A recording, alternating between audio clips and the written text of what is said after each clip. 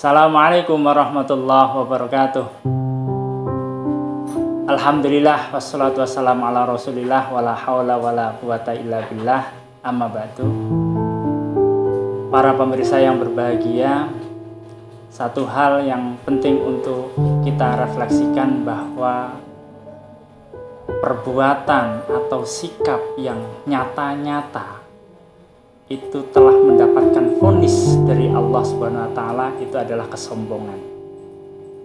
Kita tahu bahwa ketika jin atau setan yang lebih kita kenal itu bernegosiasi dengan Tuhan, ketika perintah Tuhan untuk memintanya sujud kepada Nabi Adam itu ditolak. Kemudian jin memberikan alasan kepada Tuhan mengapa ia tidak bersedia bersujud kepada Adam sebagai manusia. Dia mengatakan kepada Tuhan bahwa saya ini lebih mulia ketimbang Adam. Adam diciptakan dari tanah, sementara saya diciptakan dari neraka. Nah, karena perkara inilah kemudian setan itu mendapatkan vonis untuk menjadi makhluk Tuhan yang kelak akan mendiami neraka. Jadi bukan perkara dia tidak beribadah atau dia tidak soleh, dia ahli ibadah sebelumnya. Dia juga sangat menguasai pengetahuan, dia juga sangat cerdas. Tetapi karena satu hal yaitu kesombongannya, kemudian setan, jin kemudian menjadi salah satu penghuni neraka yang kekal abadi. Nah, mengapa kesombongan itu begitu besar dampaknya dalam kehidupan setan ini? Karena ia satu sikap tetapi langsung memiliki dua implikasi sekaligus. Yang pertama adalah kesombongan itu memposisikan dia itu lebih tinggi dibanding dengan yang lain. Jadi dengan orang yang sombong itu, dia merasa bahwa dirinya itu lebih hebat, baik dari sisi penciptaannya, dari material ciptaan, dari pengetahuan yang dimiliki, sampai yang lain-lain. Sehingga ketika makhluk itu sombong, ia merasa dirinya itu lebih sempurna.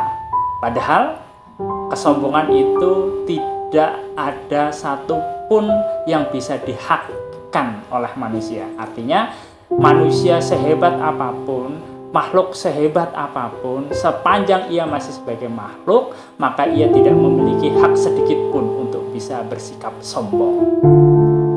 Jadi yang pertama itu. Kemudian yang kedua, sombong itu sekaligus memposisikan orang lain, pihak lain, makhluk lain itu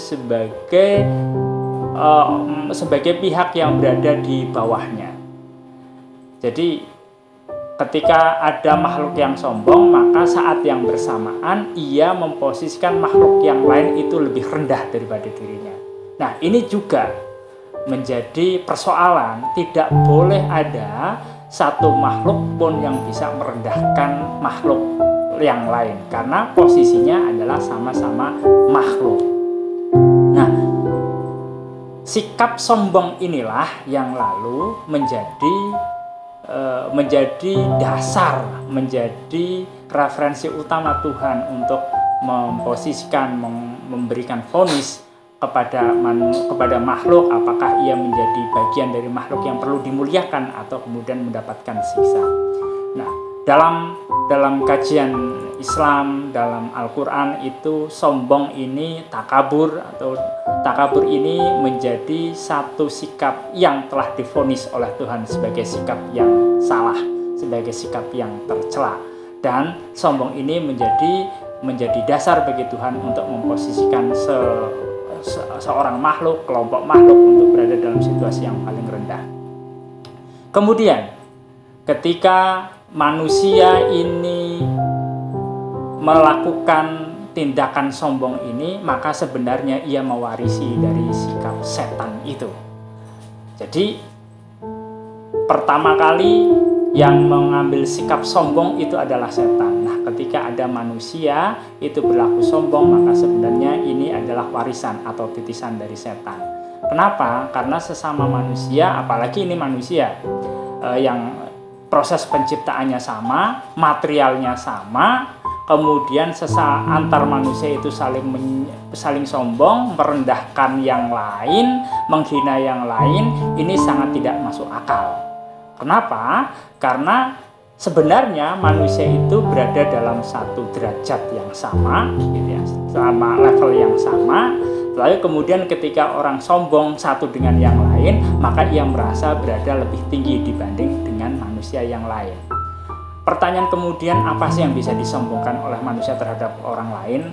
Apakah ilmu pengetahuan itu bisa menjadi dasar bagi kesombongan seseorang terhadap orang lain? Harta, apakah bisa juga menjadi dasar bagi kesombongan bagi seseorang terhadap orang lain?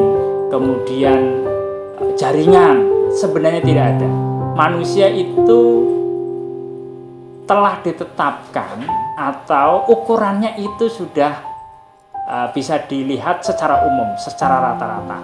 Misalnya soal konsumsi, manusia itu sebanyak apapun konsumsi yang bisa dilakukan itu ya ada batas-batasnya, sehingga orang tidak bisa kemudian menyombongkan diri atas konsumsi yang ia lakukan. Ia memiliki banyak harta misalnya, toh yang kemudian dikonsumsi ya paling-paling sehari misalnya ya sekian rupiah.